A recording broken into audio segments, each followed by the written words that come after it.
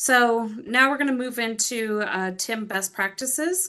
And for this session, we're going to have Nebraska State Patrol TIM Representative Sergeant Justin Brazzi and Austin Nielsen from the Avoca Fire Department. And they will share information about authority removal and pushing or pulling crash vehicles. Austin will discuss pushing vehicles at the direction of law enforcement, safe flagging operations, and the importance of high visibility safety apparel. Thank you for joining us today. All right, thanks, Bobby. So as Bobby mentioned, my name is Justin Brazzi. I'm a sergeant with the Nebraska State Patrol. A lot of things can lead to traffic incidents, but since I oversee the crash reconstruction program for the state, crash scene safety is one of my biggest concerns. This topic will address how to make those scenes safer, but not just crash scenes. It can be used for any incident scene. So hopefully all of you have learned in a previous TIM training about the importance of safe quick clearance. This is the goal on scene to get the roadway back open and reduce the risk to responders and to the motorist public in general. Even though not all crashes are the same, there are many strategies for roadway clearance, but probably the biggest one and often forgotten one is authority removal, which is typically accomplished through push, pull, or drag techniques. So authority removal is just like it sounds. So in Nebraska, there is a law that says law enforcement officers are legally allowed to move vehicles themselves or order them to be moved by someone else. And that's in an effort to open the roadway and keep that traffic flowing. So they can move them themselves, or those other people can be either the driver of the vehicle, tow operators, DOT employees, or fire and EMS. Now, the legislation, which you can see on the screen here, the language in the statute is order. Hopefully the officers are asking a little more nicely than that, but this statute does technically give them the authority to lawfully order someone to remove a vehicle. So as I'll just read the statute real quick. So it is 60-696, which states that a peace officer may remove or cause to be removed from the roadway without the consent of the driver or owner any vehicle, cargo, or other property which is obstructing the roadway, creating or aggravating an emergency situation, or otherwise endangering the public safety. So any vehicle, cargo, or other property obstructing a roadway shall be removed by the most expeditious means available to clear the obstruction, giving due regard to the protection of the property removed. So in order to accomplish that, crashed vehicles can often be moved off of the roadway under their own power. Even if they do drag parts or leak fluids, it's still better to get that vehicle off the road, even if it causes a slight bit of more damage. But if there is enough damage to the vehicle and it cannot be removed under its own power, that's where the push, pull, or drag technique may be necessary. The reason for doing this is just like it says on the screen. The risk of damage from pushing a vehicle is much lower than the risk of a secondary crash. All right, so the first technique that I would like to talk about is pushing vehicles. It's probably the most common of the options, and we do have a couple videos here showing what it looks like. While those play, I just have a few reminders or tips if you are able to push vehicles. So if your agency or department allows and your vehicle is equipped with a push bumper, make sure that the push bumper matches up with the vehicle you're going to push in order to prevent any unnecessary damage to your vehicle.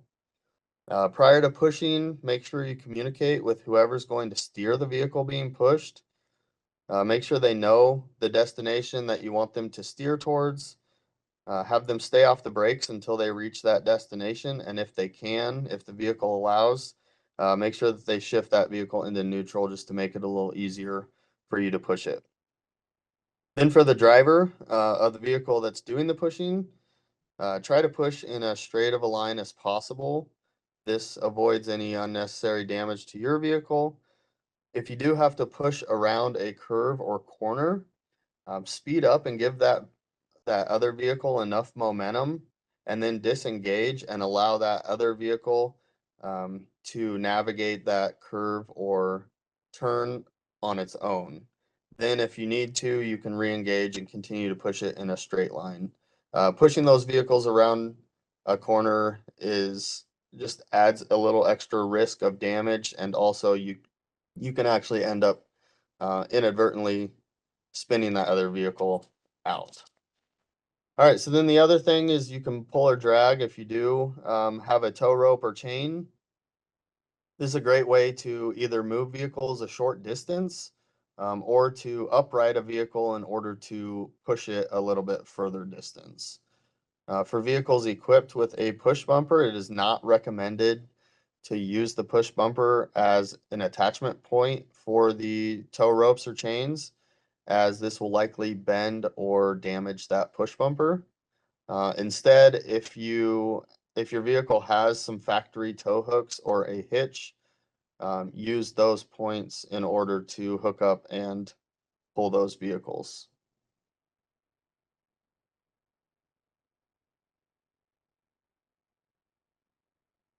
So Justin, before you are finished here, we had a question in the chat about when it's appropriate to push or pull, and I was wondering if you could maybe go talk through a little bit of the decision making on when it's appropriate for different types of incidents. Yeah, so that's generally that's going to be, well, so the only people that can authorize this is law enforcement, and those are the same people that are typically going to be investigating the crashes. If for some reason the first law enforcement officer on scene is not the one that's going to be investigating it, say it's going to be a crash reconstruction situation and the reconstructionist is going to come to it, that's where that law enforcement officer just needs to communicate with whoever is going to investigate that crash. And there's always the option of where you can paint the tire marks prior to moving it. It takes less than a minute to do that. You can still get that vehicle off the roadway.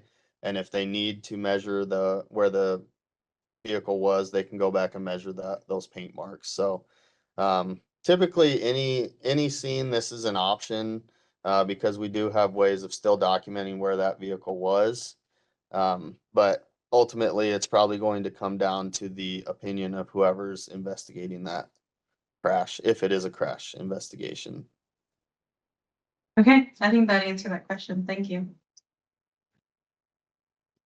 All right, so now we're going to move on to talk to Austin. Okay. Hi, Austin. All right, so we have some photos from an incident that Avoca Fire responded to, just to kind of talk through. I was wondering if you could just give a brief overview of that incident and Avoca's role in managing traffic during the incident investigation and cleanup. Sure. So this photo isn't necessarily a great photo of the incident, but there's the better one. So the white semi was trying to cross the intersection. At the same time, the red semi was in the turn lane trying to head south. For whatever reason, the white semi decided to proceed in front of. I have to assume that the white semi assumed it was a four-way stop, and it is not. Anyway, they collided and ended up in this position, blocking most of the intersection, and it made it very difficult to do traffic control, just as a standpoint of usually line of sight, trying to see each other, making sure that no one slips up and lets another lane of traffic go. Um, so the white semi ended up in the drainage ditch, and push-pull drag method didn't work for us that day. We do have heavy winches on trucks that normally we can pull stuff. Both of these trucks were lightly loaded. One of them was empty. We did have a little bit of hazmat, and we had to figure out one of the fuel tanks had been punctured and was draining into the ditch. So a lot of oil dry and some plugs into the tank fixed that pretty quick. That's kind of the overview of that. Yeah, okay. So in these pictures, you can see a lot of the fire department personnel are wearing high visibility safety apparel. Can you share a little bit on Avoca's policy and how you ensure compliance? Sure. So the majority of what we do is car accidents, unfortunately, in our area. And all of our members have their high visibility jackets or their high visibility vests on their bunker coats at all times. They're the Velcro pull off. They just pull off. If we need to put on SCBAs or whatever, just rip them off. They're easier to take on than to put on with those heavy coats. Cool. Okay, so next question. The other thing you notice in the videos is that you're conducting flagging operations. And I was wondering if you could share a little bit on how you got trained and how you conduct safe flagging operations, especially you mentioned the line of sight being a concern here on this crash. How do you manage traffic safely when you're doing those operations?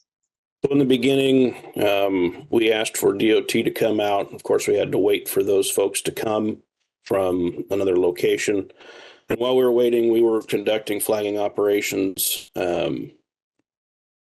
That's when it got complicated. We did end up asking our dispatch center for a TAC channel on the radios, a separate TAC channel from command and the incident command and whatnot.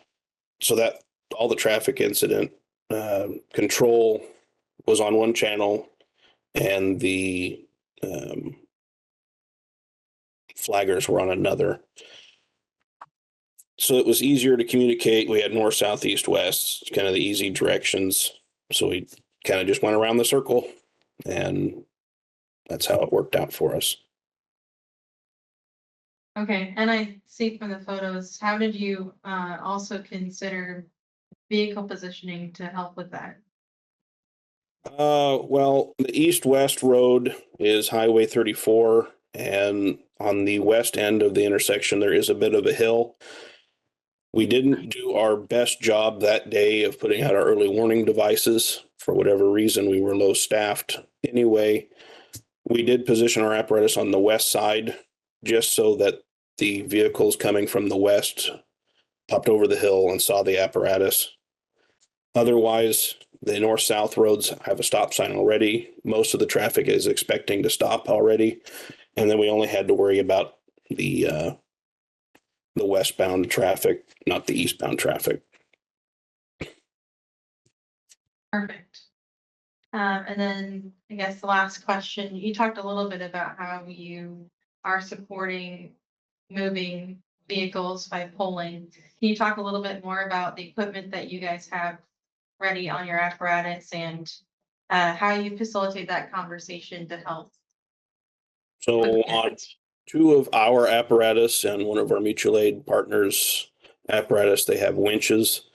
We also have quite a few log chains and the tow hooks you can hook on the axle and a few other tools in the toolbox. If we are going to do a unified command with the sheriff's deputies or state patrol and amongst ourselves and kind of put together a plan after, of course, it's been stabilized, patient's been transported and all things have been mitigated. And then we'll talk about just getting the vehicle or vehicles out of the intersection to get normal flow of traffic as soon as we possibly can. This day, we weren't moving either one of those that day. We had to wait for tow traffic. All right. I think that is all we needed you to share on. If anyone has any questions for Austin, feel free to put them in the chat. and we'll come back and answer those at the end of the. But before we do move on to the next topic, we do have a Slido question about considering asking other partners to help push or pull vehicles, and if so, who are you working with to have those conversations? Thank you, Austin, and thank you, Sergeant Brazzi.